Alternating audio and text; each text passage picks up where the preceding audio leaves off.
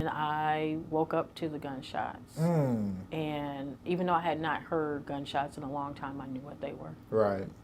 And I came outside and I saw Rodney and the young man, which at that time I thought they were fighting. Right. And so I broke them up, like, what the F is going on? Yeah. And Rodney dropped to the ground, and the young man, fled. Right. Sorry to hear that. Yeah, thank you. My condolences. But after Rodney was transported to the hospital, they wouldn't allow. I was the only person there, so they wouldn't allow me to leave the crime scene. Okay. And I'm giving you all this context just to. Yeah. I'm gonna try to spend too long with it, but I think it's important. It is take all because the space this was you need. the point where I feel like God started that Right. walk. And they wouldn't let me leave. They Right. moved me from the backyard where they were processing, but they couldn't get me off the ground. Like, I'm sitting on the ground. I could not get off the ground. And I'm holding dirt. I look back and I don't know if I realized it at the time, but I'm holding dirt. Because when something like that happens, you don't even know what's going on. You're just in a trance. Right. And I remember I kept looking at the dirt. And I kept looking at my home, my beautiful home, my privacy fenced-in backyard home nestled in suburbia. Right. And I'm looking at dirt because dirt represents prosperity. It represents land. It represents what you've accomplished, right? On your land. Right. And I was like, what was it all for?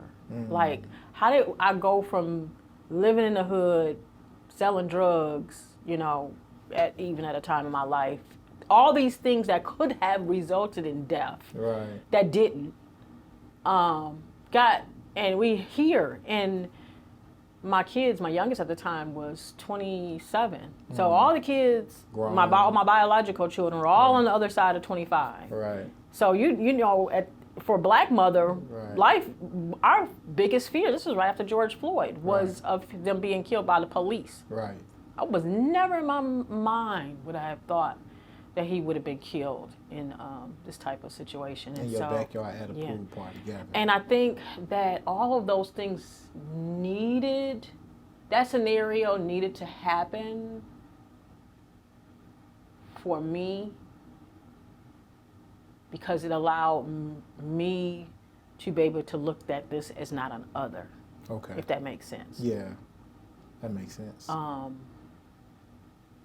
That it became important to me to be able to get other people to understand that this is not, gun violence is not a Black issue. Right. It's not a poor issue. It's not a, everybody's listening to hip hop issue. Right. We are at a time where we all live off of instant gratification. We have poor impulse control. Right. Even the best of us sometimes be like, damn, I wish I hadn't did that. I wish I hadn't said that. Right. And when you couple that with an access to a weapon, that there's no time, individuals who are, and I'm not anti-gun. I'm just anti-easy access to weapons. And that people need to be responsible. Right. The likelihood in this world of people being responsible is not going to happen though right now, Yeah. So